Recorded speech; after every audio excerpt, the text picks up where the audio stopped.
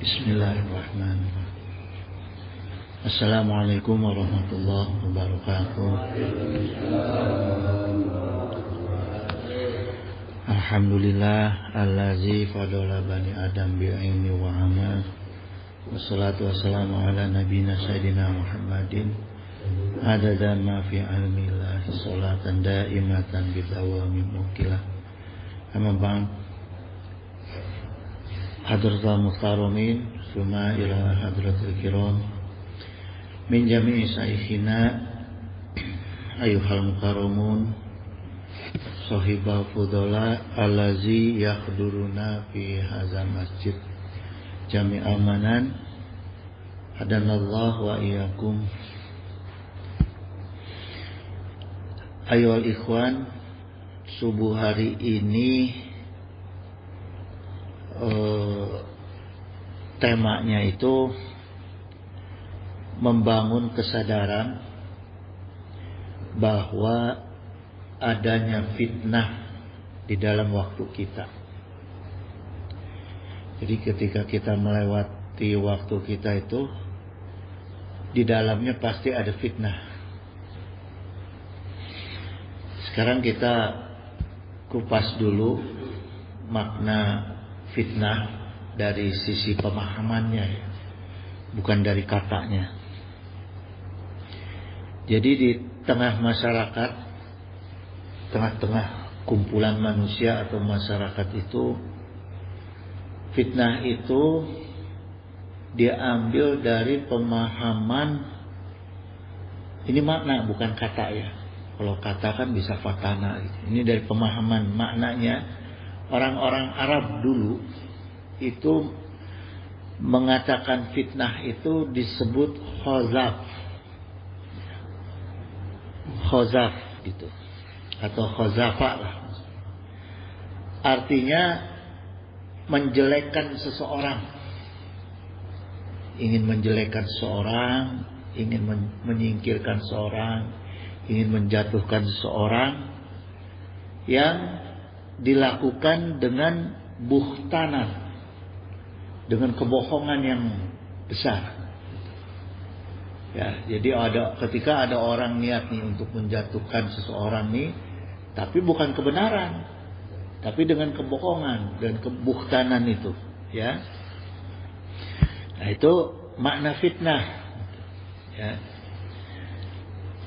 Nah,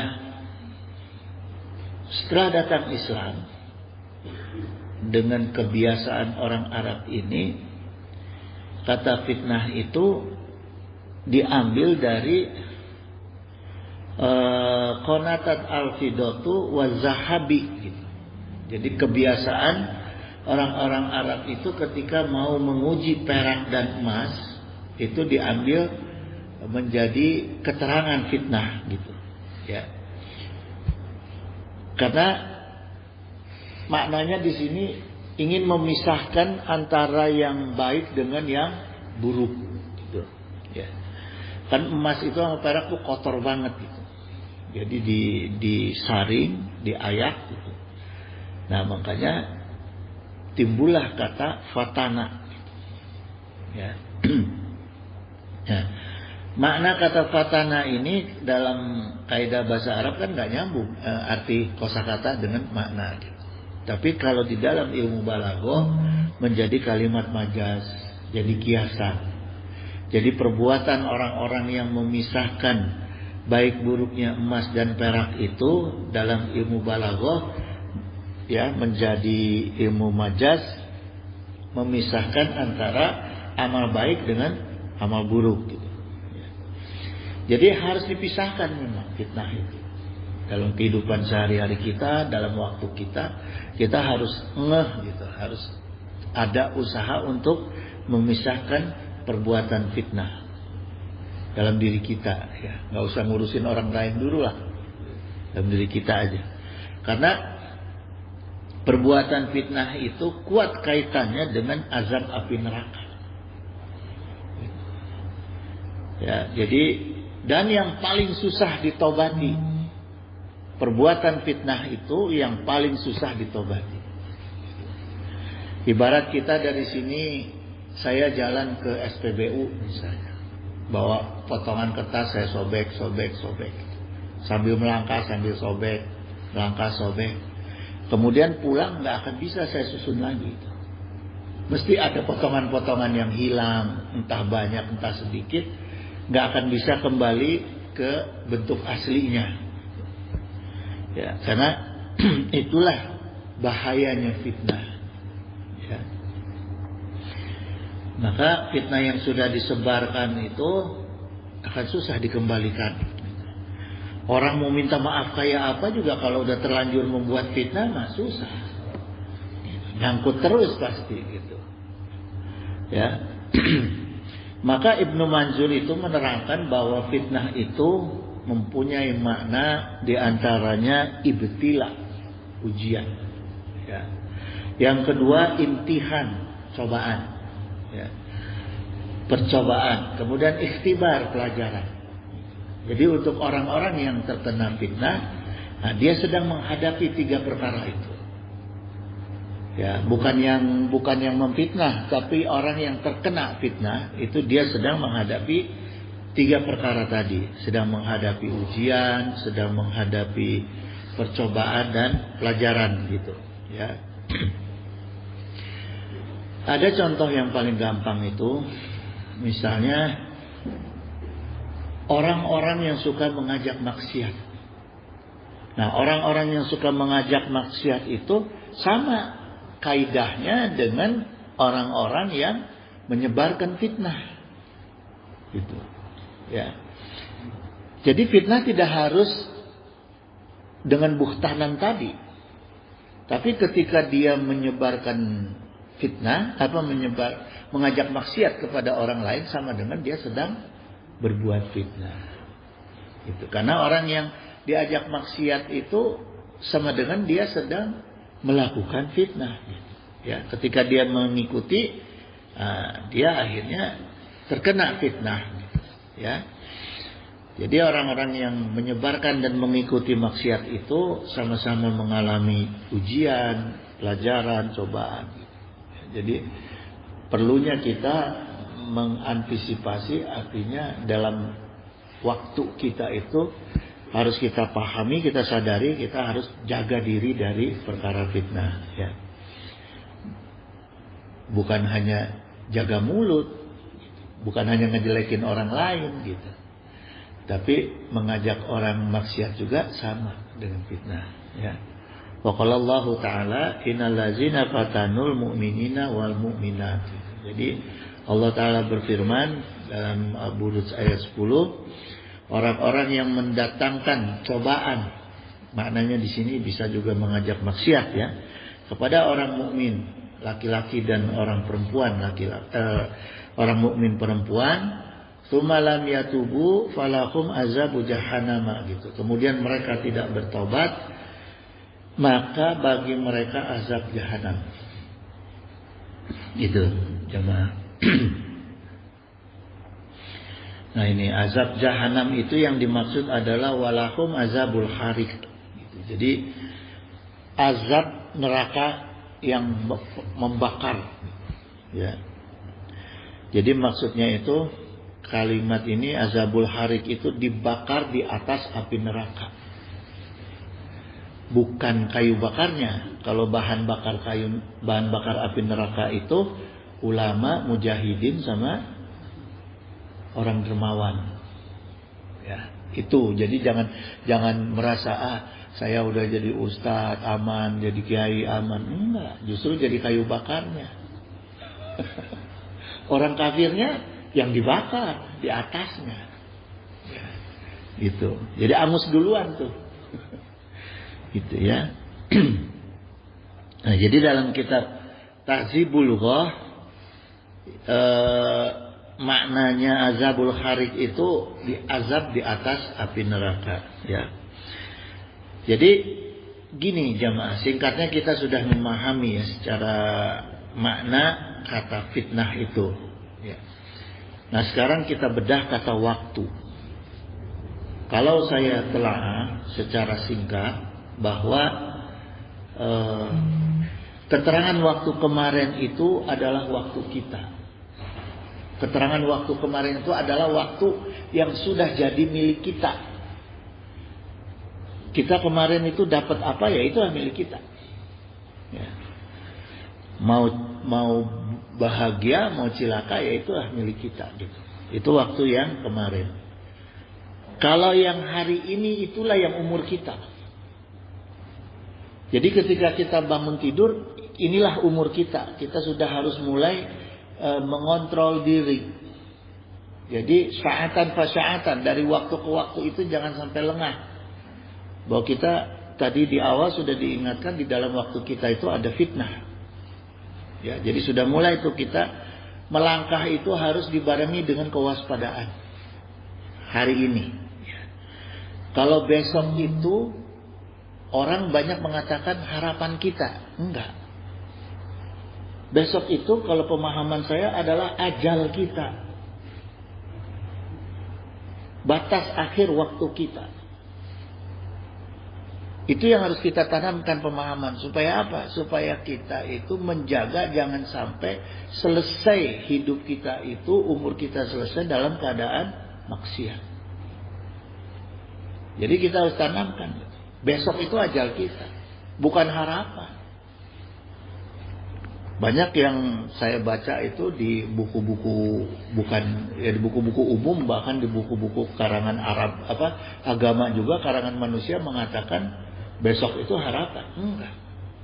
Kalau harapan justru membuka dia untuk peluang untuk bernafsu untuk mengalah dunia. Ya kan? Oh, ada harapan itu di situ. Berarti kan dia harus nyusun strategi, langkah dan sebagainya. Tapi kadang-kadang dalam keadaan nafsu itu orang lupa hati-hati dalam melangkah. Kalau udah kecebur kan repot. Makanya tanamkan ajal kita besok itu. Besok itu ajal kita. Sehingga ketika kita melihat peluang besok, melihat harapan besok itu, kita akan tahu bahwa itu akan mati kita di situ. Gitu. Jadi harus hati-hati di situ, ya. Ini kalau kita tadi memahami bahwa waktu kita itu ada fitnah di dalamnya, ya.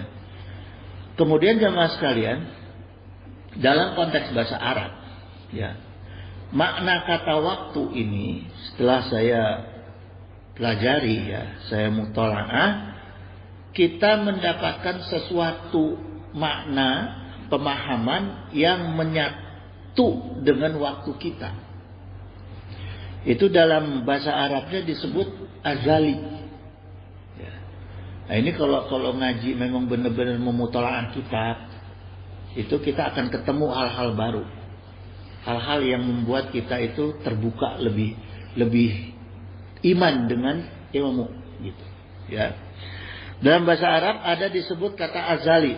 Artinya azali itu bermakna bisa tidak terikat waktu, bisa abadi dan bisa kekal.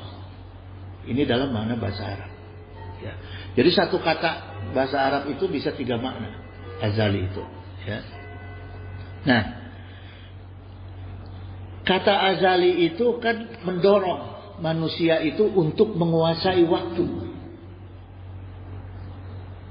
Seperti misalnya, manusia itu selalu ingin punya penghasilan yang tidak terikat waktu. Makanya orang kerja itu kadang-kadang lupa diri. Berangkat, anak belum bangun, pulang, anak udah tidur. Udah gak ngatur waktu. Mau sholat, mau apa, nanti dulu. Ya. Nah ini akibat pengaruh kata azali tadi, ya, di mana orang-orang itu ingin menguasai waktu. Nah ini sumber fitnah. Hati-hati jemaah, ya. Yang kedua, keinginan manusia itu inginnya usianya pasti abadi. Gak ada yang pengen besok mati, pulang dari sini mati, gak ada. Pengennya abadi, ya. Yang ketiga itu inginnya kenikmatannya itu kekal. Sehingga dia lupa untuk syukur, dia lupa untuk sabar. Nah, kata azali ini di dalam Al-Quran ini hak Allah. Hak Allah yang suka diuber oleh manusia, yang ingin dimiliki oleh manusia gitu. Ya. Makanya dalam Al-Quran itu kalau kita buka-buka kamus Al-Quran itu ada kata yang sama, yang maknanya juga mengingatkan kita gitu. Fa'azalahuma azala. Kalau tadi yang hak Allah itu azali, ya, kemudian ada kata azalahuma fa'azala. Ini maknanya menggelincirkan. Menggelincirkan, bukan tergelincir. Awalan katanya kalau bahasa Indonesianya. Ya. Artinya ada dorongan untuk menggelincirkan. Maknanya gimana? Intinya jemaah, ketika kita ingin menguasai waktu kita yang sebenarnya sesungguhnya adalah hak Allah, maka nafsu itu akan menggelincirkan kita. Kan kekal itu hak Allah, abadi itu hak Allah, ya, gitu. Tidak terikat waktu itu juga sesungguhnya hak Allah. Maka ketika kita nafsu dengan hak Allah itu pasti kita akan tergelincir, ya. Wa qala Allah Ta'ala Al-Baqarah ayat 36, fa'azalahuma syaiton. Nah, ini kalimatnya di dalam Al-Qur'an, ya. Fa'azalahuma syaitonu anha.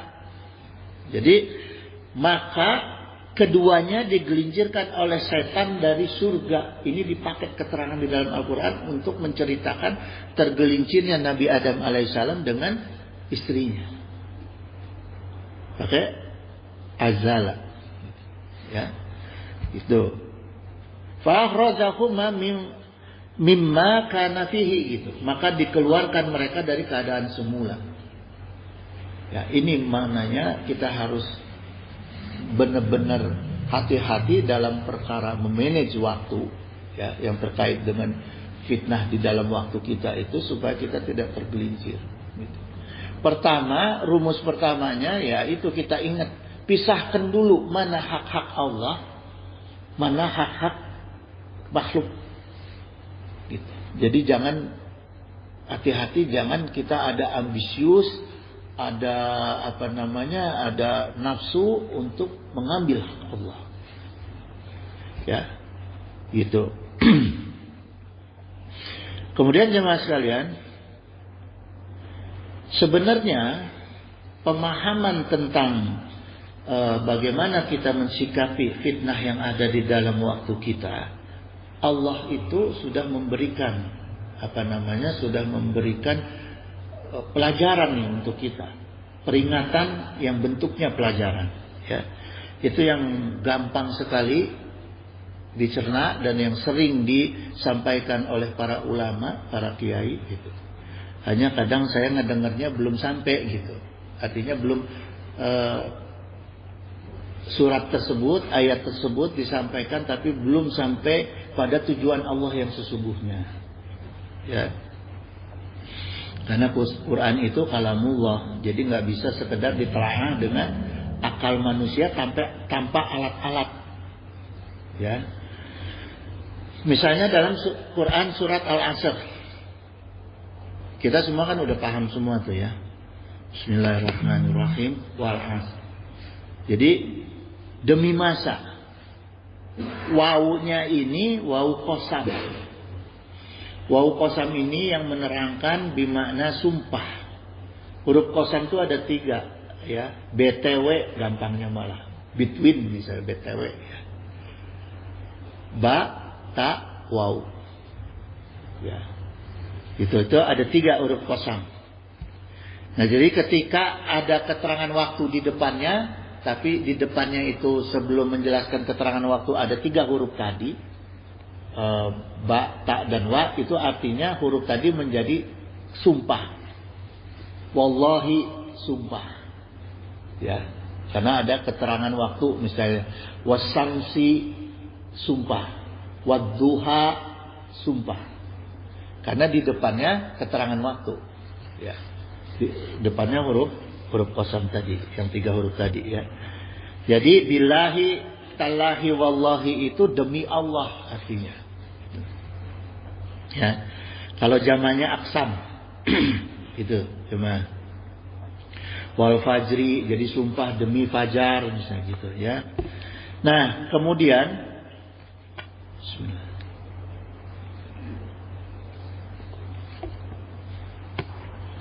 Kata asrinya tadi ya, al-asr itu ada 3 makna kandungannya jemaah. Ada makna al-umru artinya usia tadi, umur. Ada makna al-waktu. Al-waktu itu bisa jam, menit, detik, zaman ya. Kemudian ada ajal. Ajal itu batas akhir tadi, batas akhir masa kita. Nah, dalam surat ini Allah bersumpah dengan sesuatu yang sangat penting bagi manusia. Tidak ada manusia yang mempertahankan hartanya, bahkan keluarganya, ya, demi takut kehilangan waktunya dia. Coba Anda pilih. Mau kasih semua harta kamu atau kamu saya bunuh? Pasti ya udahlah, ambil aja harta saya daripada saya dibunuh. Nah, berarti kita sangat mementingkan waktu. Kita sangat mementingkan makna waktu gitu. Karena diantaranya ada ajal tadi. Ya. Nah, Allah bersumpah dengan itu jemaah. Artinya Allah bersumpah dengan sesuatu yang sangat kita pentingkan. Sehingga kita harus tahu nih, makna sumpah Allah, isi sumpah Allah itu terhadap waktu kita ini, masa kita ini, apa isinya. Supaya kita bisa selamat dalam mengisi waktu kita.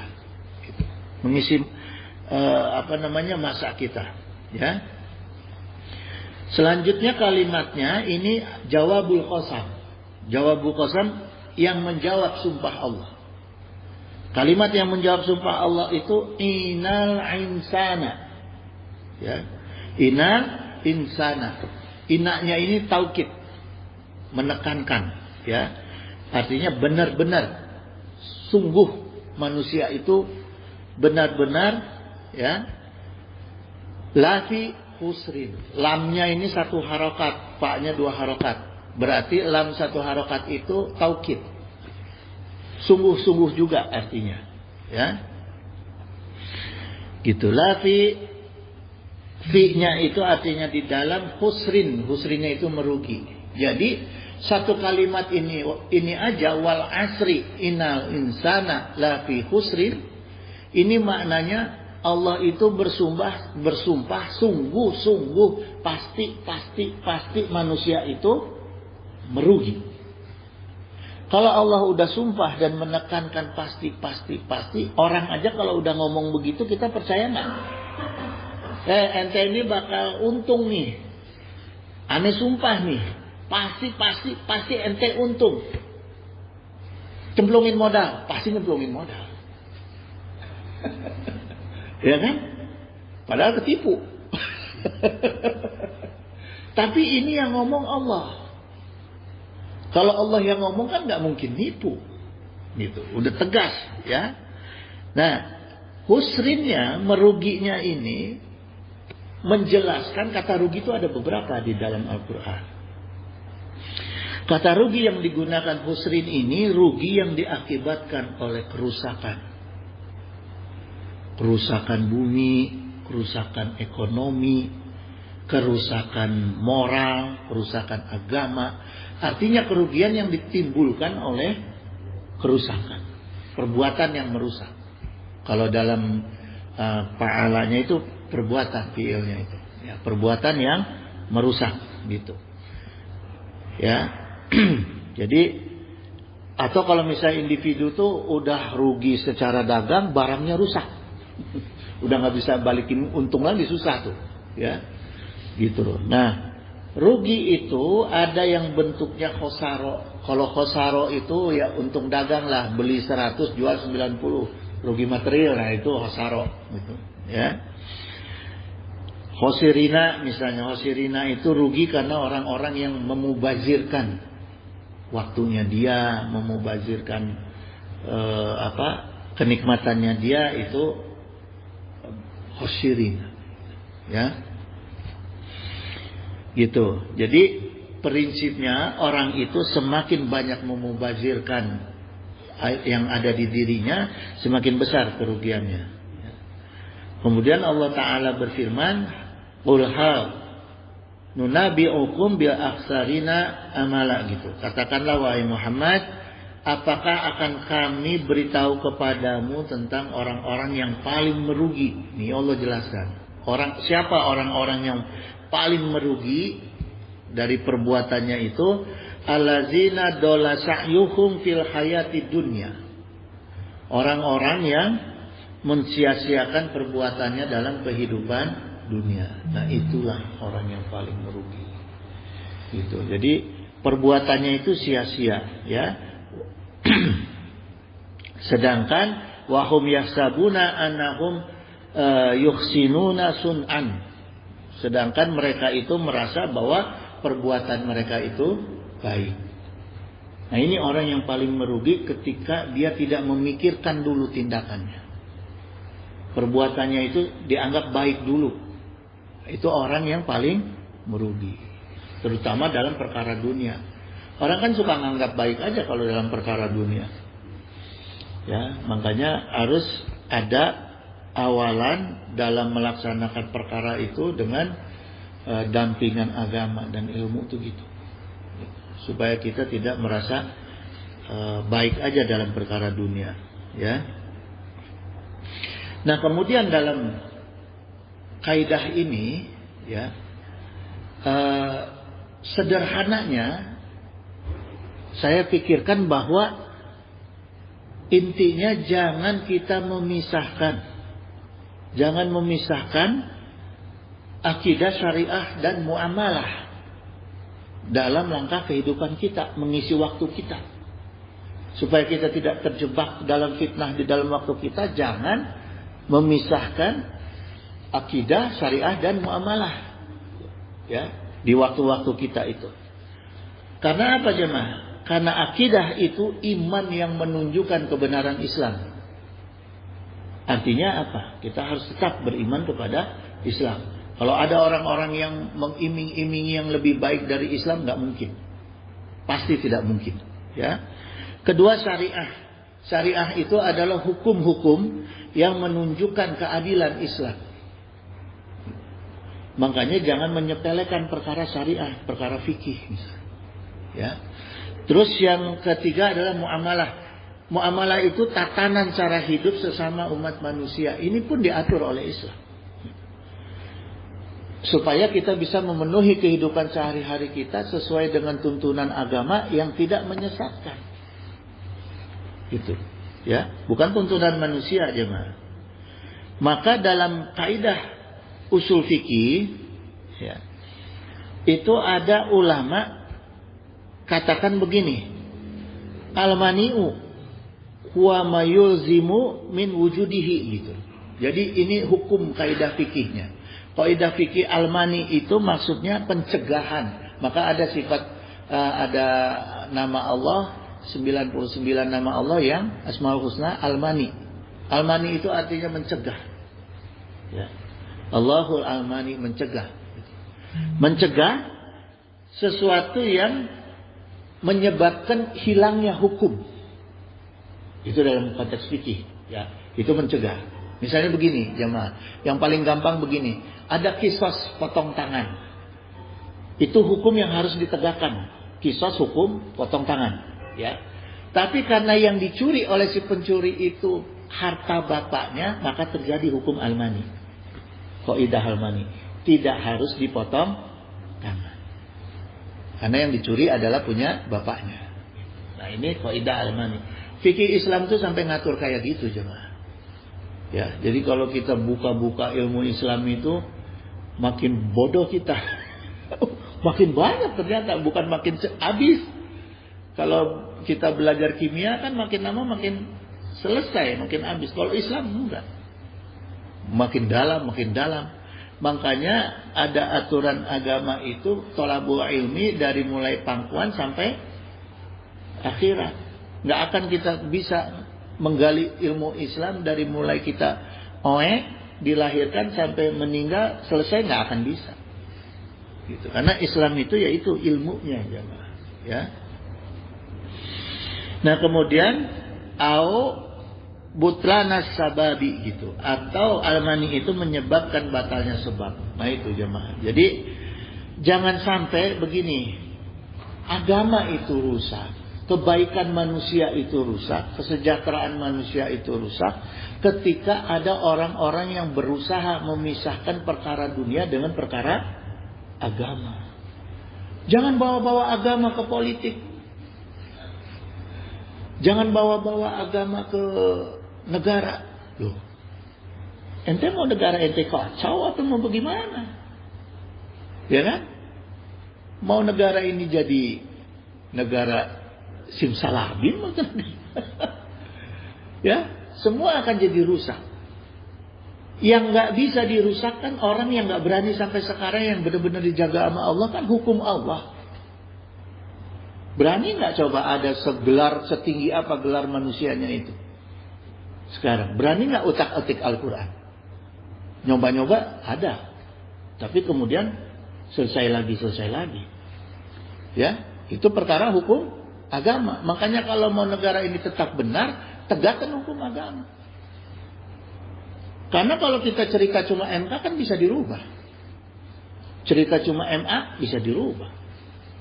Mahkamah Agung, Mahkamah Konstitusi semua bisa dirubah. Tapi ada nggak berani MUI mengubah Al-Quran? Ada. Gitu jemaah. Jadi jangan coba-coba kita ini sebagai umat Islam kebawa-bawa otak-otak orang yang ngaco itu supaya memisahkan agama dari negara. Gak bisa jemaah. Itu ya. Nah kemudian gini jemaah sekalian. Itu sekarang itu dalam konteks besar ya, dalam konteks makro bernegara. Sekarang dalam konteks individu. Dalam konteks individu itu bagaimana kita menerapkan almani, ya, alatnya yang harus kita pahami itu, yang harus kita kuatkan, toolsnya atau alatnya itu adalah akal dan akhlak. Akal dan akhlak. Nah, supaya kita bisa tercegah tadi. Tercegah dari perbuatan-perbuatan yang akhirnya kita terkena fitnah di dalam waktu kita gitu. Ya. Makanya gini jamaah sekalian. Saya tuh kadang-kadang suka iseng-iseng gitu ya. Akhirnya iseng saya bikin syair. Saya bikin syair itu tahratul aqli husnul ikhtiyari. Ketika mengkaji ini ya. Buahnya akal adalah baiknya ikhtiar. Terbukti akal kita itu memang berfungsi ketika ikhtiar kita baik. Itu bukti bahwa kita itu memang benar-benar menggunakan akal kita. Jadi kita nggak usah jauh-jauh susah nyari pikiran. Oh akal lo benar apa enggak? Lihat perbuatannya. Lihat aja ikhtiarnya. Cara ikhtiarnya benar berarti akalnya benar gitu. Ya. Wa dalilulaha sohbatul akhlakul ikhtiyari akhyari gitu. Dan landasannya orang yang mau berikhtiar itu adalah akhlak yang terbaik. Nah ini kembali ke diri kita. Ketika kita akan mau memulai sesuatu itu, landasan kita untuk memulai ikhtiar itu adalah kepada akal. Gitu. Ya. Itu kita lihat nih. Jadi di sini artinya kita begini jamaah. Ketika kita mau misalnya saya mau dagang nih hari ini, mau buka warung, mau bismillah atau mau bagaimana cara dagangnya, itu kembalikan dulu ke akal. Atau kita mau berangkat kerja misalnya ya.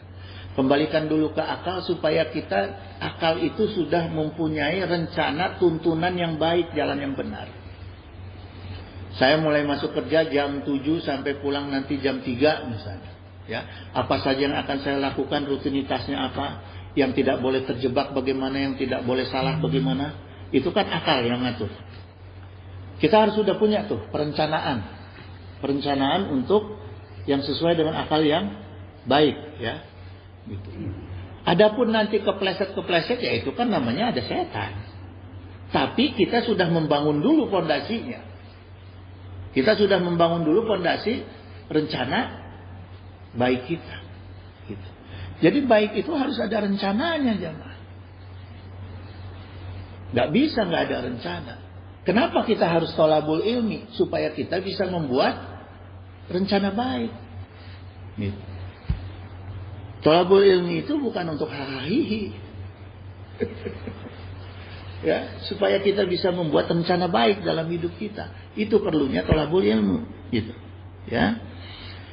Jangan sampai kita terjebak dengan perkara kerugian yang dalam konteks Qur'annya itu khoba. Ya. Khoba ini kenapa saya pisahkan tadi dengan khosaro, khusrin dengan khoba? Karena khoba ini adalah kerugian yang paling berat yang akan dialami oleh manusia. Waqad khoba man dasah. Ya. Itu di Al-Qur'annya itu. Asyam ayat 10. Allah Ta'ala berfirman, sungguh khotnya ini khot taukid lagi, khotnya. Ya. Sungguh pasti merugi orang-orang yang mengotori jiwa. Dasaha, jiwa. Kenapa kok Allah nggak bilang akal? Kenapa Allah bilang jiwa? Karena sempurnanya jiwa itu dikendalikan oleh akal. Itu jemaah ya. Jadi enak tuh kita kalau baca mutolaah, ya mutolaah Al-Quran, mutolaah ilmu Islam, hadis, itu enak gitu. Karena kita makin terus gitu, ya. Kenapa jiwa ini penting dikendalikan oleh akal? Karena ketika jiwa ini kotor, maka akhlaknya pun manusia akan jadi kotor. Jadi jelas tuh runtutan sebab akibatnya tuh jelas. Gitu, ya. Ketika jiwanya kotor, maka akhlaknya kotor. Kalau jiwanya kotor itu bersumber dari akalnya kotor. Ya. Maka Imam Syafi'i rahimahullah qala law tadabbaron nasu hazihi surata gitu. Seandainya setiap manusia itu merenungkan. Nah, ini awal motivasi kita merenungkan surat Al-Asr ini. Imam Syafi'i mengatakan tadabbaron nasu hazihi surata gitu. Seandainya setiap manusia itu merenungkan, ya, surat Al-Asr ini, maka cukuplah hidup mereka. Ini yang mendorong saya membuka surat Al-Asr ini. Karena perkataannya Imam Syafi'i. Apa sih, penasaran kan kita? Karena selama ini yang kita dengar dari kiai-kiai, dari ustadz, itu kan wal asri sering disebut di dalam sholat Jumat, khutbah Jumat, wal asri, tapi nggak tahu detailnya. Nah, didorong oleh Imam Syafi'i, buka, pahami betul, gitu. Ya. Nah, baru kita akan jadi ngeh gitu. Kita cari, ya. Kemudian pemahaman yang hak, ya. Yang tadi sebagian sudah saya jelaskan. Dalam surat Al-Asr ini, waqala Nabi SAW, semua kita udah paham, thalabul ilmi faridatun ala kulli muslimin wal muslimat. Ya. Ilmu itu wajib. Jadi supaya kita membuka pemahaman surat Al-Asr ini, tentunya harus dengan ilmu, bukan dengan sekedar akal. Ilmu yang mana? Tanyanya kan? Ilmu yang mana gitu. Yang wajib dicari yajibu ayat laba min ilmi mayakumu bihi dinahu gitu. Jadi ilmu yang bisa membuat dirinya itu, seseorang itu mampu menegakkan agama. Jadi kalau mau memahami isinya kandungan surat Al-Asr itu, tolabul ilmunya yang bisa membuat diri manusia itu mampu menegakkan agama. Jadi bukan ilmu-ilmu yang lain jemaah. Ya. Gitu. La yazalul alimu jahilan, ya. Seorang itu akan tetap bodoh hatta yamala bi ilmihi gitu. Sampai dia dapat mengamalkan ilmunya. Jadi orang itu kelihatan dia itu pinter atau enggak, ya, manfaat atau enggak ilmunya dari pengamalan ilmunya. Gitu. Jadi kalau orang pinter, wah, nahu sorab segala ilmu dia kuasai, dia ngomong, dia ceramah hebat, kehidupan sehari-harinya berbeda, berarti dia tetap masih bodoh. Gitu jemaah, ya. Gitu. Kita lihat aja sekarang, seseorang itu kehidupannya dengan di luar, misalnya menghadapi konstituen, menghadapi orang, menghadapi masyarakat, gayanya baik apa gimana, coba menghadapi pembantu pribadinya aja di rumah, gogoakan tuh. Sentak sengor nggak? Kalau dia bisa jaga akhlak di luar, di dalam rumah dia bisa nggak? Sama anak-anaknya bisa nggak dia sama seperti menghadapi pemilihnya dia, calon pemilihnya dia? Nah kalau sama, ya itulah ilmunya. Kalau nggak sama, ilmunya belum nyampe. Sehebat apapun yang dia sampaikan. Jaga akhlak, anak namanya duit, sia minta duit, dicarekan. Gitu. Bukan begitu. Jadi harus seimbang antara komunikasi ilmu dengan komunikasi akhlak. Tuh ya, komunikasi akal dengan komunikasi akhlak itu, yang buah daripada ilmu, ya. Jadi faiza amila bihi sora aliman gitu. Nah ini dijelaskan, ya. Kalau dia mengamalkan ilmunya, barulah dia menjadi seorang alim atau orang ulama. Jadi jangan asal kita mengatakan si fulan kiai, si fulan apa, enggak. Kita lihat dulu bagaimana dia mengamalkan ilmunya. Lebih baik dia punya ilmunya sedikit, tapi bareng dengan amalnya. Cuma tahu ihdinas syiratal mustaqim, tapi dia tahu bagaimana mengamalkan ihdinas syiratal mustaqim. Ya. Daripada dia cerita bab anu tapi nggak sesuai dengan ilmunya. Yang kelima jamaah sekalian, ini mutalaahnya Quran surat Al-Asr ayat 2, ya. Ilal ladzina amanu wa amilus solihati gitu. Tadi tegas Allah katakan dengan sumpahnya, dengan meyakinkannya sampai 3 kali kata, pasti merugi, pasti merugi, kecuali manusia yang tidak merugi itu ilal ladzina amanu wa amilus solihat. Orang-orang yang beriman dan mengerjakan amal soleh. Ya. Ilal ladzina amanu ini kecuali orang-orang yang beriman. Kalimatnya. Orang-orang yang beriman, jadi gini, di dalam Al-Quran ketika ada lafaz iman, itu kata Ibnu Abbas, iman itu yang sebanding lurus, yang melekat dengan ilmu. Jadi nggak bisa kita memaknai iman itu hanya sekedar keyakinan, tapi harus yang berbarengan dengan ilmu, sebanding lurus dan sejajar dengan ilmunya. Kalau Allah Ta'ala yarfa'illahu lazina amanu minkum walazina utul ilma darajah. Jadi di sini Allah yang terangkan itu, yang akan Allah angkat orang-orang itu dengan iman dan ilmunya beberapa derajat. Jadi Allah tidak katakan satu aja, imannya aja, orang yang beriman diangkat derajat, enggak. Orang yang berilmu diangkat derajat, enggak. Artinya harus bareng. Ya. Harus yang dua-duanya sama gitu. Artinya dia berilmu dalam perkara tauhid, perkara Islam, Itu jemaah ya.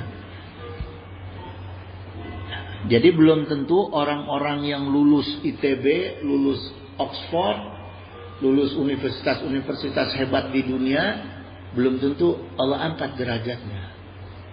Belum tentu gitu. Kalau enggak sesuai dengan imannya dia, kecuali kafir. Kecuali kafir ya. Kalau kafir memang pertarungannya di dunia ya, mulai dari niat sampai ilmunya ya udah dunia lah, itu kafir. Kalau orang kita sebagai kaum muslimin jangan sampai begitu. Harus menyeimbangkan antara ilmu dengan iman kita ya. Wa amilu sholihah, kemudian dia mengamalkan ilmunya yang didasari dengan imannya itu menjadi amal-amal yang soleh gitu. Amal yang soleh dilandasi oleh ilmu. Karena iman yang melekat dengan ilmu itu akan melahirkan hidayah gitu. Ya, jadi nggak gampang kita bilang cari hidayah, nggak bisa. Bagaimana kita mau mendapatkan hadiah? Harus melekat ilmu dengan iman kita. Gitu. Itu jalannya. Nggak bisa kita buka botol kalau nggak pakai tenaga, nggak pakai alat misalnya. Ya, gitu. Kemudian ayat selanjutnya wattawassaw bil haq. Nah, di sini tawaso saling mewasiatkan terhadap perkara yang bil haq, perkara-perkara yang benar, ya. Kemudian watawassaw bis sabr, mewasiatkan terhadap perkara-perkara yang berkaitan dengan kesabaran. Watawassaw bil haq ini saling mewasiatkan dengan perkara-perkara yang kebenaran, ya. Sekarang saya kupas sedikit dengan ilmu bahasanya. Tawaso itu artinya wasiat. Wasiat. Ya. Tawasau itu artinya wasiat. Allah tidak menggunakan kata an-nasihah. Nasihat. Jadi bukan Allah perintahkan supaya untuk saling memberi nasihat dengan perkara-perkara yang hak, bukan. Tapi Allah gunakan wasiat. Sebarkan wasiat untuk perkara-perkara yang hak, bukan nasihat. Karena kadarnya beda, jemaah. Setelah saya renungkan, kadarnya beda antara kalimat nasihat dengan kalimat wasiat. Ya. Kenapa? Sekalipun Rasulullah SAW mengatakan adinu nasihat, sekalipun agama itu katakan nasihat, tapi perkara yang hak dan perkara sabar Allah gunakan wasiat. Di satu sisi Rasulullah katakan agama itu adalah nasihat, ya. Karena gini jemaah, tawasau atau wasiat itu auso yusi itu ya, artinya wasiat itu maknanya lebih kuat daripada nasihat. Sehari-hari kita sering nggak ngasih nasihat ke anak. Ujang, pulang, sholat. Kalau nggak sholat, awas. Ya, kadang pakai ancaman, itu nasihat. Tapi kalau bapaknya udah mau mati, Ujang, bapak wasiat kamu sholat. Kalau nggak sholat dicoret dari hak waris. Sholat tuh langsung. Ya, karena itu wasiat. Ya kan? Wasiat orang itu pasti diperhatikan. Nasihat belum tentu. Coba aja sama anak-anak kita. Saya ngalami juga ketika ayah saya mau meninggal. Wasiatnya saya perhatikan itu. Tapi dulu ketika ayah saya masih hidup, nyuruh saya sholat, nyuruh nuntut ilmu apa, belum tentu nurut. Kalau lagi sadar nurut gitu. Ya. Tapi kalau wasiat pasti diperhatikan. Udah mati aja kita perhatian tuh wasiatnya apa, kan? Gitu, ya. Makanya untuk perkara-perkara yang baik ini Allah tekankan wasiatlah, bukan sekedar nasihat, gitu, ya. Insi insana akhori ma'af alika gitu. Nasihatilah orang lain. Nah, kalau kita mau nasihat itu menjadi kuat, ya, menjadi kuat setara dengan wasiat, ini dikatakan oleh Imam Al-Basri, insih berilah nasihat insana orang-orang lain itu akhori ma'af alika gitu, dengan perbuatan kamu. Nah, jadi kalau kita mau naikkan nih tingkat kekuatan nasihat menjadi wasiat, pertama dengan perbuatan. Nasihat itu harus dengan perbuatan, ya. Wala tahzirhum bi kalimatika, dan jangan kamu nasihati mereka dengan perkataan kamu. Jangan cuma bisanya nyuruh aja. Nggak bohong, wae. Jangan. Ya. Anak kita itu jangan kita bohongin supaya taat, bukan. Supaya nurut kita bohongin, enggak. Beri contoh. Sholat dulu, selesai sholat baru kita bangunin sholat, atau ajak sholat bareng berjamaah dengan kita. Itu artinya nasihat yang menjadi setingkat dengan wasiat, ya. Karena akhiru kalamin Nabi sallallahu alaihi wasallam, karena kata Sayyidina Ali sallallahu alaihi wasallam, kalam terakhirnya Rasulullah sallallahu alaihi wasallam itu sebelum meninggal adalah wasiat, bukan nasihat, ya. Wa mamalakat aimanukum, dan takutlah kalian kepada apa yang dikaruniakan oleh Allah, yang dikuasakan oleh Allah kepada kalian. Itu. Jadi memang benar-benar harus menaikkan kita tingkat. Nah ini penting nih. Bagi ulama, bagi kiai, bagi ustadz, penting meningkatkan kalimat-kalimat nasihatnya itu menjadi wasiat kepada umat, ya.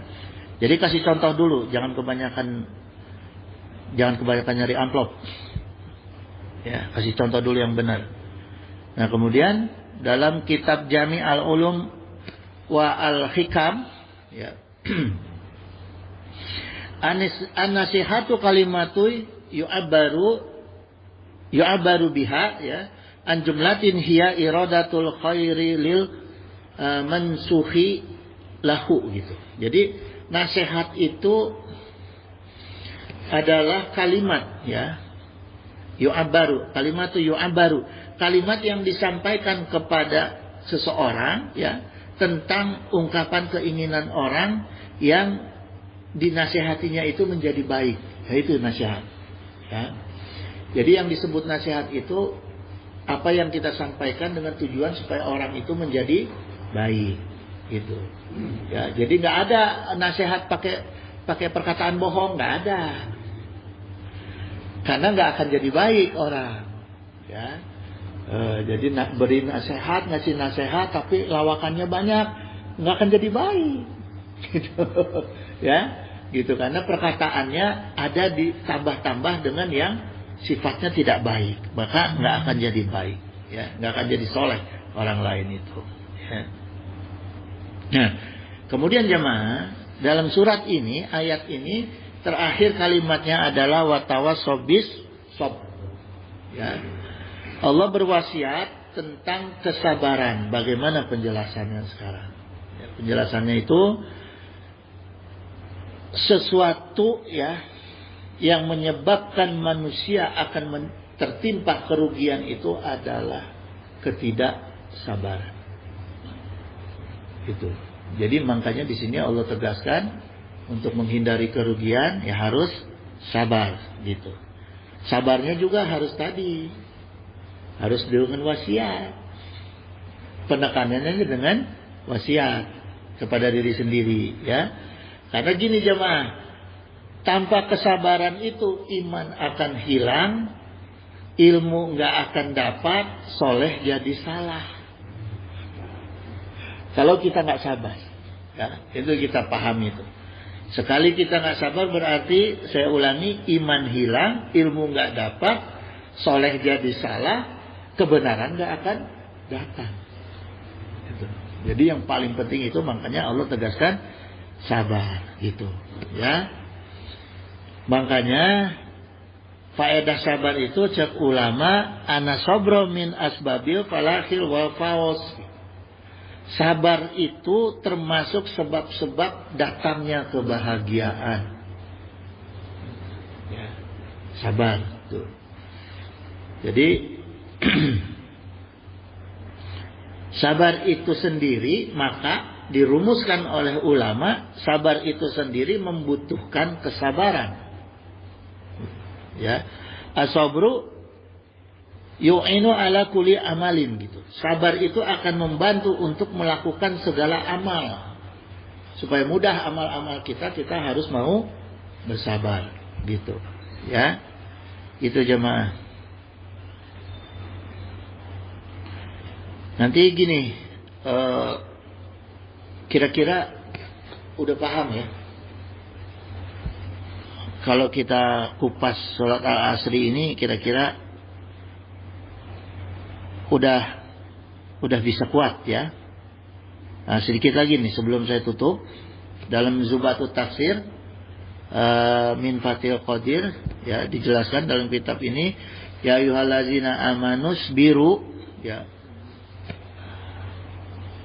Jadi orang-orang yang dipanggil untuk bersabar itu orang-orang yang beriman. Allah panggil orang-orang yang untuk bersabar itu adalah orang-orang yang beriman. Gitu. Jadi ya ayuhan, bukan ya ayuhan nas, tapi ya ayuhal lazina amanu. Kenapa Allah gunakan orang-orang yang beriman yang Allah panggil untuk bersabar? Karena Allah tahu orang yang mudah untuk bersabar itu orang yang beriman.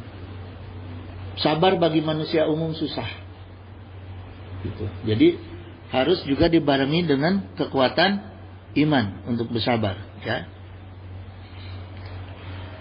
Supaya nggak ngamuk di jalan juga kan harus punya kekuatan iman tuh, supaya sabar diserempet nggak marah-marah. Ya, gitu jamaah sekalian. Saya tutup aja dulu karena udah lebih, harusnya jam berapa kita?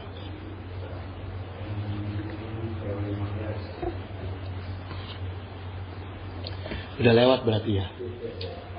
Berarti udah cukup. Jangan kepanjangan juga, nanti liar lagi. Ya. Pokoknya udah bisa dibawa pulang lah, udah bisa ada oleh-oleh ya. Segitu insyaallah ya. Aqulu lakum syukran katsira ala ihtimamikum. Innahu samiun qaribun mujibud da'wat wa yaqdiya hajat. Subhanaka Allahumma wa bihamdika asyhadu alla ilaha illa anta astaghfiruka wa atubu ilaik. Wallahul muwafiq ila aqwamit thoriq. Wassalamualaikum warahmatullahi wabarakatuh. Sebelum ada yang bertanya, saya tutup doa dulu ya. Allahumma sholli wa sallim wa barik ala sayyidina wa syafi'ina wa habibina maulana Muhammad wa sallim radhiyallahu ta'ala an sadatina sabi sayyidina Rasulillah ajmain. Amin ya Allah ya mujibud da'wati sa'ilin. Allahumma a'izzal islamana wa muslimin. Allahumma ansur ikhwanana muslimin. Allahumma ansur mujahidina fi Filistin.